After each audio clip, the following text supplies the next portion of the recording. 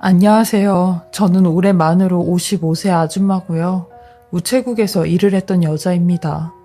저는 고등학교를 졸업하자마자 집배원이었던 아버지의 권유로 그 당시 최신부 공무원 시험을 보고 우체국 직원이 되었죠. 저와 같은 시대를 살았던 분들은 아시겠지만 70년대엔 인구 증가로 급속한 경제 성장이 이루어졌잖아요.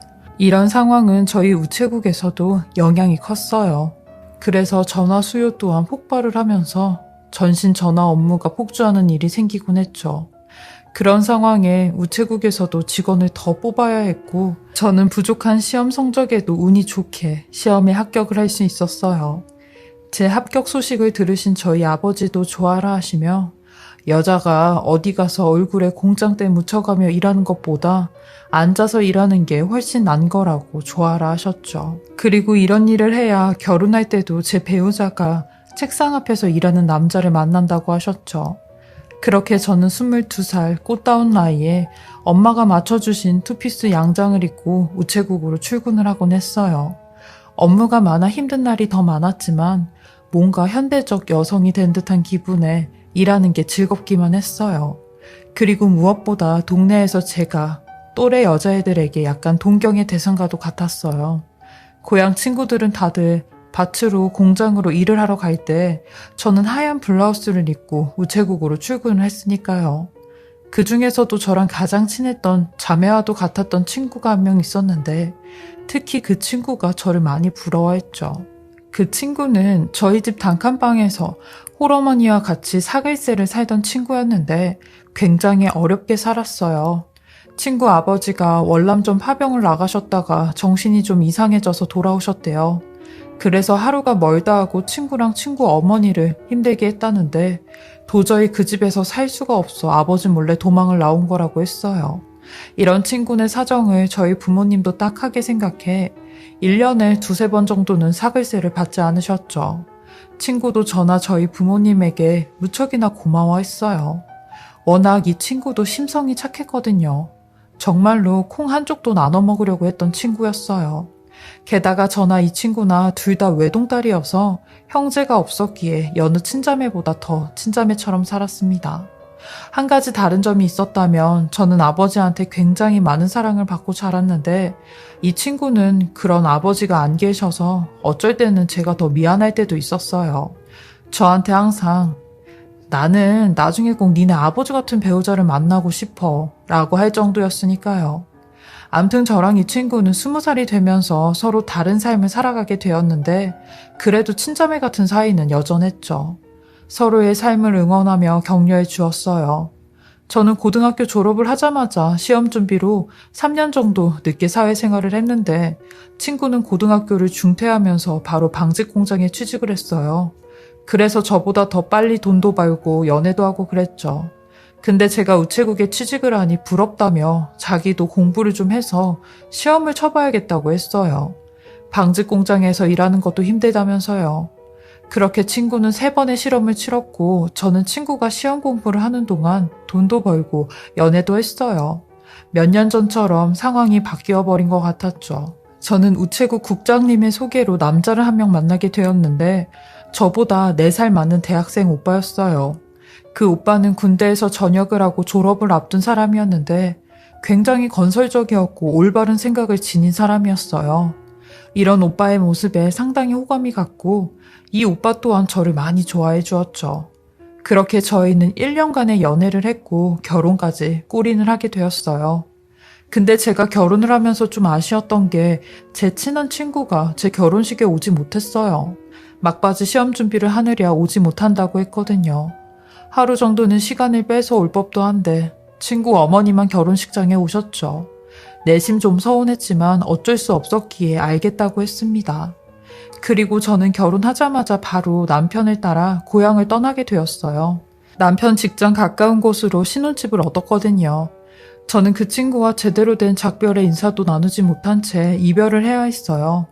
전화로는 서로 안부를 묻긴 했지만 바쁘다는 이유로 자주 만나지 못했고 나중에 들은 얘긴데 시험에 계속 떨어져 득없이 시간만 날렸다고 했어요. 그러면서 다시 방직 공장으로 돌아간다고 했죠. 몸이 멀어지다 보면 마음도 멀어진다고 그렇게 저는 친구와 점점 연락조차 뜸해졌고 저는 결혼 2년 후 임신을 하게 되었어요. 남편을 닮은 아주 이쁜 딸을 출산하게 되었죠. 저는 정말로 26년 동안 아주 평탄한 인생을 걷고 있었어요. 하지만 이런 제 인생에도 날벼락이 치게 되었습니다. 저희 딸이 선천성 심장병이 발견됐다고 했는데 이 조금만 갓난아기 심장에 구멍이 났다는 겁니다. 그 말을 듣는데 제 심장이 더 덜컥 내려앉는 것 같았어요. 혹시 내가 임신 기간 중에 뭘 잘못해서 아이가 이렇게 된 것만 같아 죄책감이 이루 말할 수 없었죠. 저희 딸의 병명은 심실중격결손이라는 질환이었는데 그때는 아기가 생후 3개월밖에 되지 않아 지켜보자는 말씀만 하셨어요. 하지만 2달이 지나도 그대로였고 아기는 점점 상태가 안 좋아졌어요.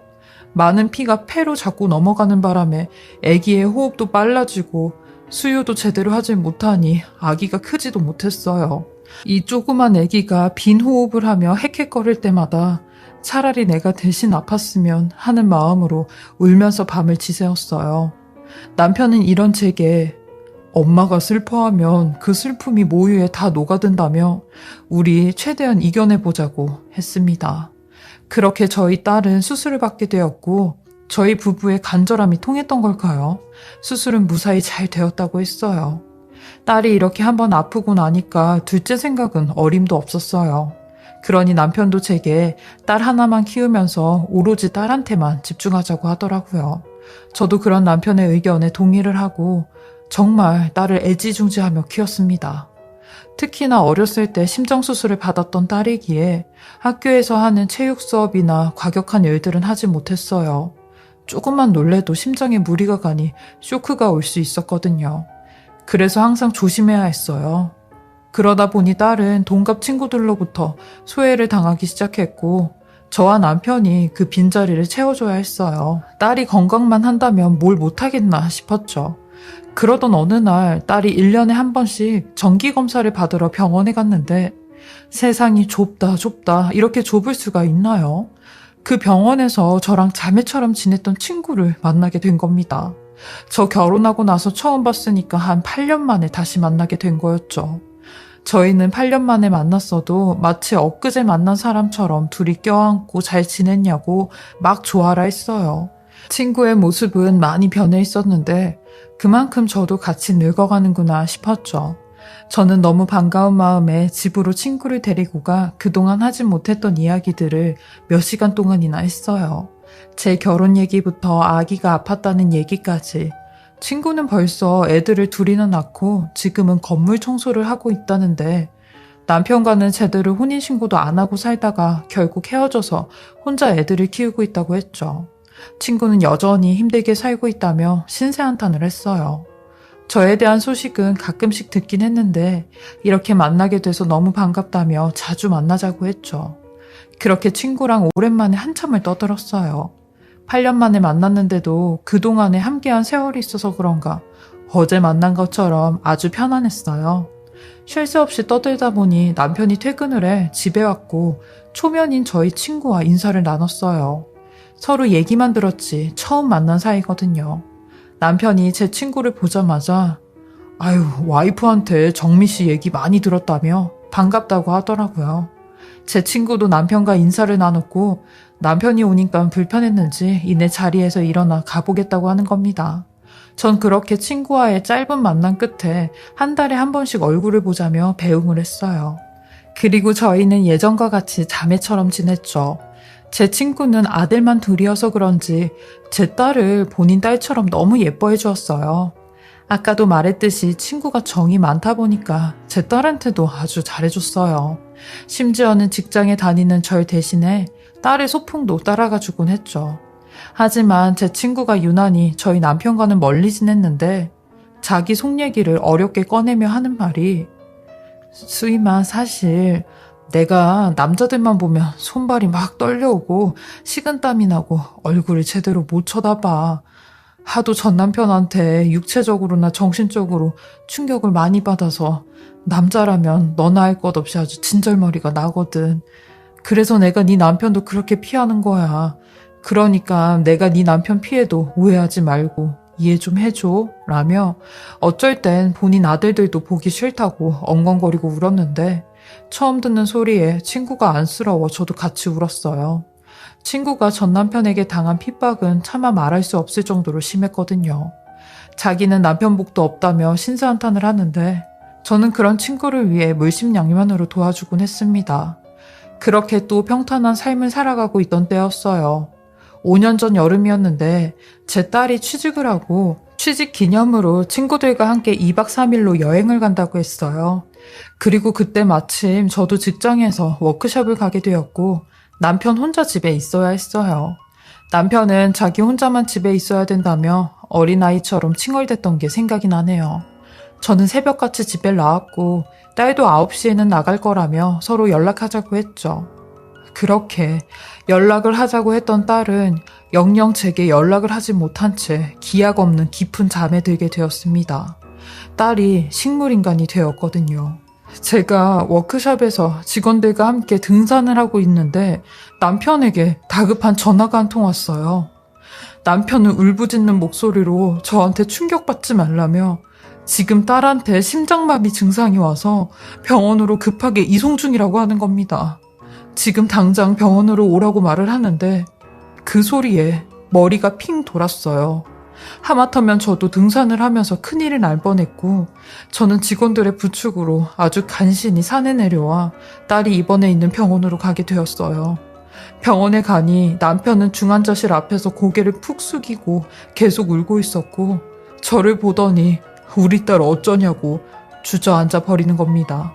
저는 남편에게 도대체 이게 어떻게 된 일이냐고 자초지종을 듣게 되었는데 얘기를 들어보니 9시에 출발을 한다던 딸이 알람 소리를 듣지 못해 늦잠을 자게 되었고 남편도 늦잠을 자는 바람에 딸을 깨우지 못했대요. 딸은 늦었다며 부랴부랴 집을 나갔고 얼마 있다 다시 집으로 들어와 지갑이랑 카드를 놓고 갔다고 했대요. 그리곤 다시 나간다던 딸이 갑자기 심장을 부여잡고 엄청난 고통을 호소하더니 그대로 쓰러졌다는데 남편의 말에 저도 같이 쓰러질 뻔했어요.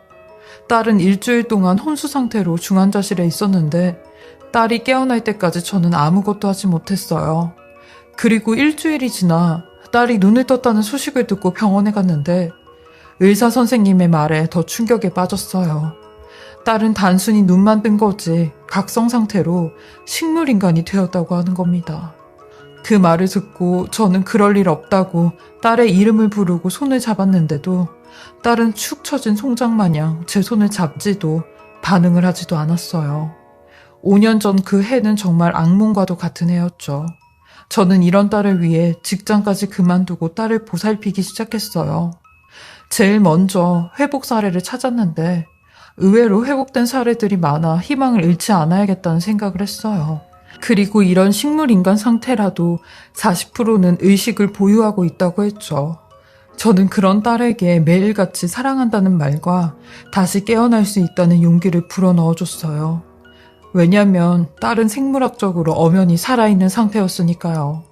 이런 제 슬픔을 제 친한 친구도 같이 아파했어요. 특히 그 친구는 본인에게도 딸 같은 존재라 얼마나 많이 울었는지 몰라요. 그리고 가끔씩 병원에 찾아와 저한테 쉬라며 저 대신 딸을 간호해주곤 했어요. 그리고 남편이랑 나가서 밥이라도 먹고 오라고 저를 떠밀곤 했죠. 그러다가 네가 먼저 죽겠다면서요. 병원에선 더 이상 자기네들이 손 써줄 수 있는 게 없다며 작은 병원으로 옮기라고 권장했고 2년 만에 대학병원에서 작은 병원으로 옮기게 되었어요. 막연히 대학병원에 있으면 딸이 의식을 찾을 것만 같았는데 그것도 아니었죠. 저는 몇 년간 딸을 간호하다 보니 어쩔 땐 딸이 무슨 생각을 하는지도 알 것 같았어요. 저도 그런 딸을 보며 이제 그만 돌아오라고 엄마랑 같이 밥도 먹고 얘기도 하자고 했죠. 그러던 작년 1월 11일 딸이 드디어 의식을 찾았어요. 남편 출근을 시켜놓고 밀린 집안일을 하고 있는데 병원에서 전화가 왔죠. 딸이 손가락을 움직인다는 겁니다. 그 소리에 저는 불이 나게 병원으로 달려갔고 딸의 손을 잡았는데 세상에 딸이 제 손가락을 움켜쥐는 겁니다. 그리곤 저의 눈을 쳐다보는데 딸의 눈에서 눈물이 흘렀어요. 24살이었던 제 딸이 5년 만에 깨어나 29살이 된 해였죠. 정말 기적과도 같았고 무엇보다 제 딸한테 너무 고마웠어요. 딸은 말귀를 알아듣는다는 듯이 제 손을 놓질 않더라고요. 저는 이 소식을 남편과 제 친구에게 알렸고 얼른 병원으로 오라고 했어요. 이 두 사람이 제 딸의 소식을 제일 기뻐할 사람들이었죠. 그렇게 남편이 먼저 병원에 도착을 했고 딸을 보자마자 부둥켜 안으며 아빠가 아무것도 해준 게 없는데 이렇게 돌아와줘서 고맙다. 그리고 미안하다. 라는 말만 반복해서 했죠. 그리고 얼마 안 돼 저희 친구까지 버선발로 병원에 찾아왔는데 딸이 갑자기 눈을 파르르 떨더니 눈이 뒤집히고 몸까지 벌벌 떠는 겁니다. 저는 바로 간호사를 불렀고 우리 딸 왜 그러냐고 하니 의식이 돌아온 지 얼마 안 됐는데 한 번에 많은 자극이 밀려 들어오면 힘들 수 있다고 안정을 좀 취해야 될 것 같다고 하는 겁니다. 저희는 그런 딸을 두고 병실로 나왔고 친구는 먼저 가보겠다며 갔어요. 그리고 한참 뒤에 딸에게 다시 돌아갔죠. 딸은 하루하루 회복하는 속도가 빨라졌는데 마치 이날만 기다린 것 같은 사람이었어요. 처음에는 눈을 맞추고 손가락과 손발을 움직이는 것도 기적이었는데 점차 입까지 더듬거리며 말을 하고 싶어하는 것 같았어요. 남편은 이런 딸에게 행여나 무리가 갈까 말은 천천히 해도 되니까 하나씩 해 라고 하더라고요. 그런데도 딸은 기를 쓰며 입을 더듬거리기 시작했어요. 그리고 몇 달이 지나 딸이 엄마라는 소리를 하는 겁니다. 저는 꿈을 꾼 줄 알고 딸에게 다가가 한나야 뭐라고? 너 지금 엄마라고 말했어? 라고 하니 눈을 깜빡이더라고요. 그러면서 아빠라는 소리까지 하는데 너무나 경이로웠어요. 마치 입을 막 댄 아기 같았죠. 그리고 제 친한 친구 이름까지 부르는데 그 친구 이름을 부르면서 또 한 번 눈을 뒤집으며 파르르 떨기 시작하는 겁니다. 저는 그런 딸을 진정시키며 한나야 왜 그래? 응? 왜 그래? 라고 했어요. 한 번도 아니고 2번씩이나 그것도 제 친구만 나오면 그랬으니까요. 그러니 갑자기 딸이 아빠, 정미 이모, 둘이 불륜이라는 말을 하는데 이게 제 딸이 처음으로 내뱉은 말이었습니다. 저는 딸에게 그게 무슨 말이냐고 했어요. 그러니 딸은 약 3시간에 걸쳐 단어만 이용한 채 5년 전에 있었던 그 일들을 전부 다 이야기해 주었는데 그 얘기를 듣고는 딸이 식물인간이 되었다는 소식만큼이나 충격적인 말이었죠. 그 말을 듣는데 가슴이 미친 듯이 쿵쾅대고 숨까지 잘 안 쉬어졌어요. 지금부터 제 딸이 단어로만 얘기했던 말들을 제가 문장으로 얘기해 드리도록 하겠습니다. 5년 전 제 딸이 여행을 간다던 그날, 딸은 남편의 말과는 다르게 일찌감치 집을 나섰대요. 근데 여행에 같이 가기로 했던 친구 둘이 같이 택시를 타고 오다가 교통사고를 당하는 바람에 여행이 취소가 되었대요. 그래서 곧장 집으로 갔다는데 집에 가니 현관문에 웬 처음 보는 여자의 신발이 있었고 안방에선 무슨 소리까지 들려왔대요. 그 소리에 제 딸이 안방문을 열어보았고 거기엔 아빠와 제 친한 친구 미정이 이모가 둘이 그러고 있었다는 겁니다. 딸은 그 모습에 쇼크를 받아 심장을 움켜잡으며 쓰러졌고 그 이후로는 아무런 생각이 나질 않았다고 했어요. 전 딸의 말에 너무나 큰 충격을 받아 아무런 말도 나오지 않는 겁니다. 남편이랑 친구는 서로 몇십 년 동안 봐왔어도 인사를 제외한 아무런 대화도 하지 않았던 사람들이거든요. 그러니 둘 사이를 의심할 거리도 없었죠. 근데 이런 딸의 말에 저는 말도 안 된다는 말만 연신 반복을 했어요.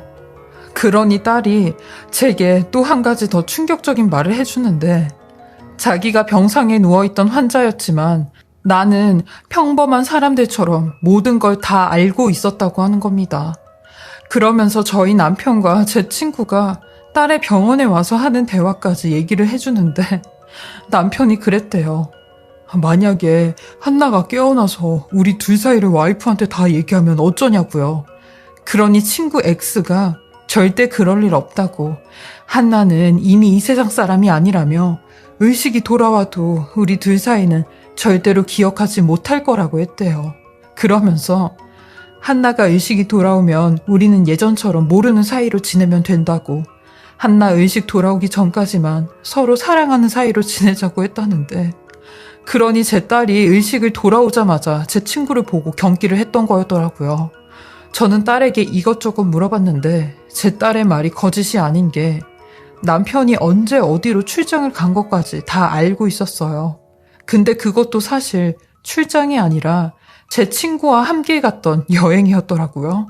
그 둘이 딸의 병실에서 여행 계획을 세웠다는데 이것들이 진짜 인간으로서, 부모로서 할 행동들인가요? 딸은 3시간을 넘게 얘기한 탓에 곧장 잠에 들어버렸고 저는 이 두 것들을 가만두지 않겠다고 생각했어요. 그리고 이 두 인간들을 불러 집으로 오라고 했죠. 저는 딸아이와 함께 얘기한 녹음한 모든 내용들을 들려주었고 남편놈과 친구 X의 옷을 잡으며 니들이 내 딸을 이렇게 만들었다고, 내 딸을 죽인 거나 마찬가지라고 미친 듯이 난리를 쳤어요. 그리고 남편한테도 네가 이러고도 네 딸 앞에서 아빠라는 소리를 할 수 있냐고 했죠. 네 손으로 내 딸을 이렇게 만들어 놓고 감히 아빠라고 할 수 있냐고 하니 남편은 제 앞에 무릎을 꿇으며 손이 발이 되게 빌기 시작했어요.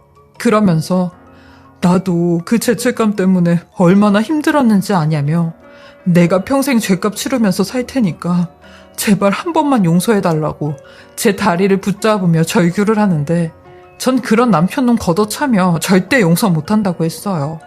그리고 친구한테도 다가가 너는 나한테 할 말 없냐고 귀청이 떨어질 듯이 소리를 질렀죠. 그러니 친구가 표정이 싹 바뀌며 저한테 하는 말이 얘, 나 귀 안 먹었거든?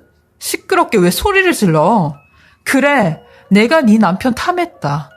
그 당시에 너는 집주인 딸의 우체국까지 다니면서 잘난 남자 만나서 결혼까지 하더라. 근데 나는 정반대였지. 그래서 네가 진짜 잘났는지 알았지? 내가 평생을 네 옆에 있으면서 네 그늘에 가려지면서 산 건 알기나 아니?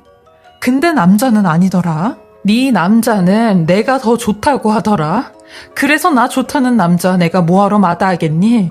그래서 재미 좀 봤다. 왜? 라고 하는데 그 말에 눈이 돌아갔고 너 진짜 가만 안 둔다고 했어요. 그러니 그리고 이왕 이렇게 다 까발려진 거 30년 전 비밀도 하나 알려줄까? 니네 아버지 말이야. 니네 아버지도 울 엄마랑 바람났던 건 아니? 하며 비웃음을 치는데 진짜 사악한 마녀가 따로 없었죠. 저는 그런 마녀 같은 X한테 말 조심하라고 했어요. 하늘이 무섭지도 않냐고. 어딜 돌아가신 내 아버지까지 들먹이면서 이따위 소리를 하냐며 너는 진짜 지옥불에 떨어질 거라며 네 두 연놈들 어디 한번 법정에서도 그딴 소리 할 수 있나 두고 보자고 했죠. 저는 남편에게 곧장 이혼 서류를 들이밀었고 합의 이혼 안 하면 바로 소송 갈 테니까 그냥 조용히 도장 찍으라고 했어요. 그리고 그 상간녀 친구한테는 상간녀 소송 진행하였고요.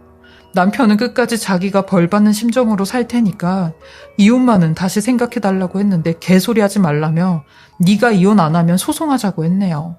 그렇게 저는 변호사를 고용해 증거 자료들을 모으게 됐는데 남편 놈하고 친구는 둘이 오지게도 싸돌아다니며 별 연락까지 다 했더라고요. 저는 딸 때문에 하루하루 맘 졸이며 살았는데 이것들은 뒤에서 희익낙낙하고 다녔을 생각에 또 한 번 피가 거꾸로 쏟았습니다.